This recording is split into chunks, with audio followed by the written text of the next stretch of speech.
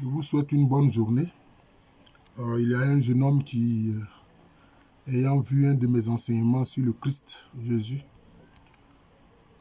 m'a insulté proprement. Ça, c'est pas grave, mais il a insulté le Seigneur Jésus-Christ. Et je sais que c'est pas ignorance, parce que le Christ, c'est une expérience personnelle. Voilà, alors, je ne veux pas augmenter sa colère, mais je vais toujours continuer de parler de Jésus-Christ. Voilà. Parce que moi, anciennement, j'ai été plus incrédule que lui. Voilà. Jésus, c'est le Seigneur de l'amour. Et de l'amour quoi? De l'amour inconditionnel, de l'amour divin. Bon, si on rejette cet amour-là, on peut ne pas être disciple de Jésus-Christ. Bon, on peut suivre d'autres spiritualités. Mais il faut éviter le satanisme comme on l'a vu avec le scandale que tout le monde connaît. Voilà. Où on va jusqu'à manger la chair des bébés, à les battre pour avoir de l'adrénochrome, à boire. Bon. Alors, je vais parler de Jésus-Christ encore, pour que ce jeune homme-là soit content. Alors, j'ai eu déjà à faire un enseignement où j'ai dit que le bien ne suffit pas pour vaincre le mal. Mais il y a certains qui ne m'ont pas compris. J'ai dit que le bien et le mal sont issus du même arbre. C'est ce qu'on voit dans le livre de la Genèse.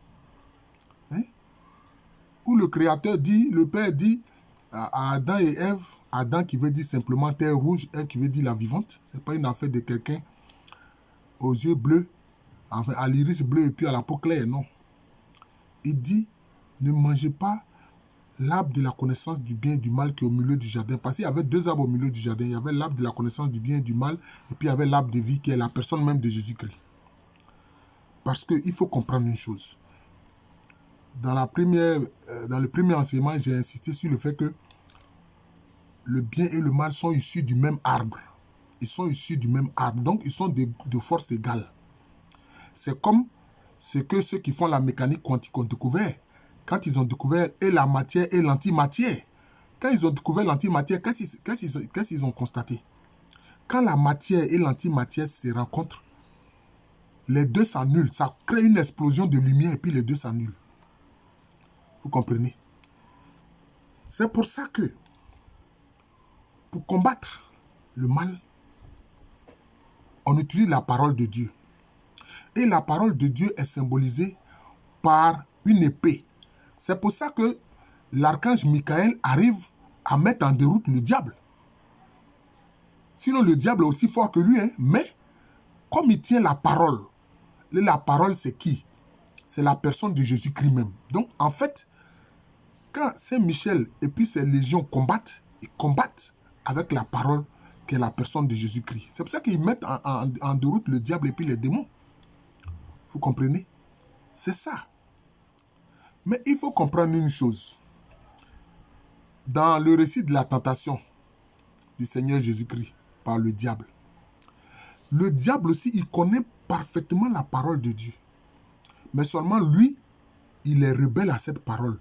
Il refuse d'obéir à cette parole. Et qu'est-ce qu'il a fait? Il travestit cette parole-là. Il travestit cette parole. C'est pour ça qu'on l'a vu vouloir amener le Seigneur Jésus-Christ à mettre à l'épreuve Dieu. Si tu es le Fils de Dieu, transforme ces pierres en pain. Si tu es le Fils de Dieu, jette-toi en bas parce qu'il a dit qu'il va te protéger dans toutes les circonstances, etc.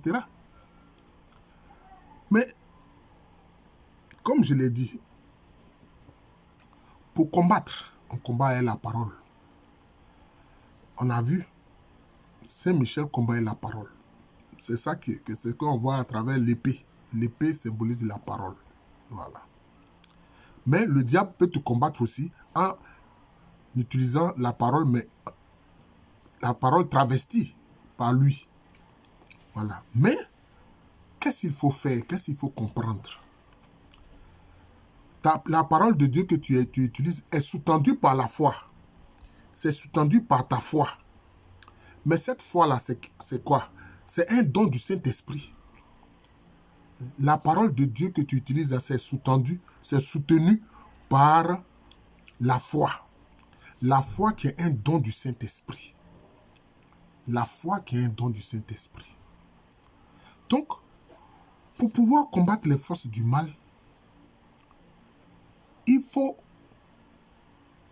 faire appel au Saint-Esprit qui est au-dedans de toi.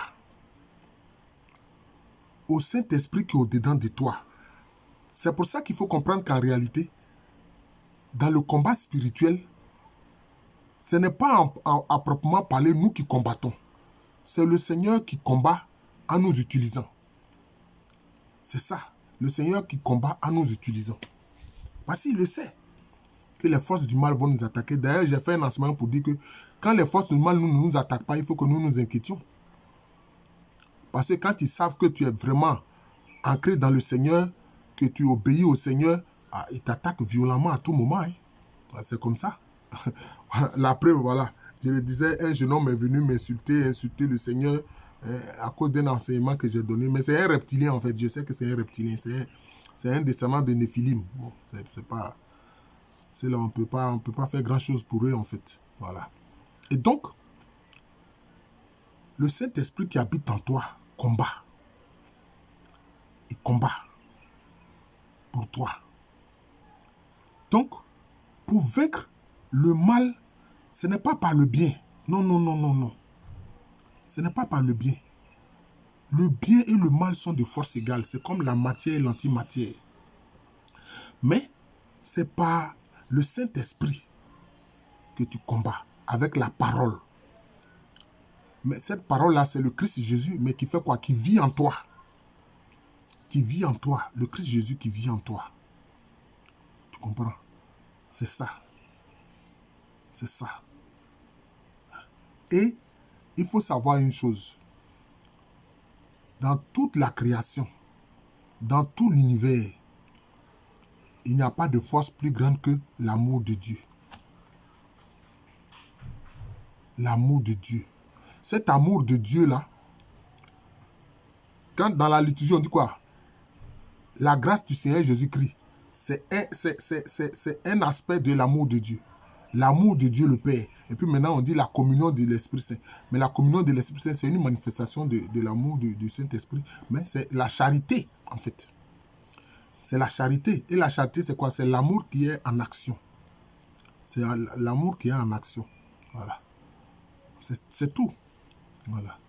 Et tu vas venir m'insulter en voulant que moi, je n'aime pas à la suite du Seigneur Jésus-Christ. Hein? Forcément, je vais aimer à la suite du Seigneur Jésus-Christ. Voilà. C'est ça. Et alors, je veux le bien de tous les êtres humains.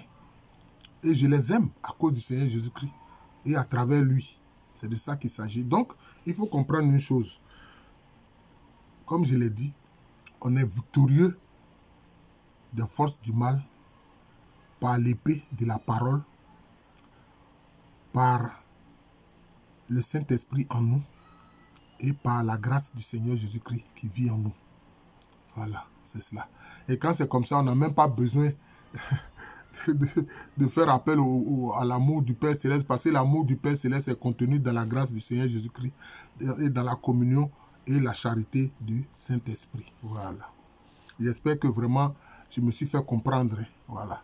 Et que vraiment, il ne faut pas chercher à vaincre le mal par le bien. Ça ne suffit pas. Le bien, c'est vrai, ça permet d'exprimer, je peux dire, c'est un aspect de la charité. Mais même quand tu fais du bien là, ce bien-là doit être sous-tendu par l'amour, par la charité. Sinon, ça ne servira à rien. Voilà.